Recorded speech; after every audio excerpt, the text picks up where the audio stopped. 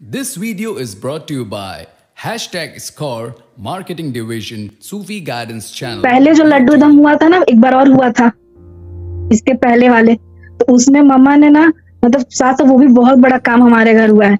मतलब हमारा ना 13 ईयर हो गया था। हमारा एक बिहार में घर था, बहुत अच्छा घर था, हवेली टाइप का, बट कोई उसमें रहता नहीं था, पूरा गिर गया था हर चीज। मतलब लोग डरते थे उसमें जाने से। साथ साहब उस टाइम से फिर कोविड आ गया, कुछ भी नहीं हो रहा था। बट अभी पापा घर गए हैं 2 मंथ, इतना अच्छा घर रिनोवेशन हो गया ना कि लोग देखने वाले देखते रह जा रहे हैं।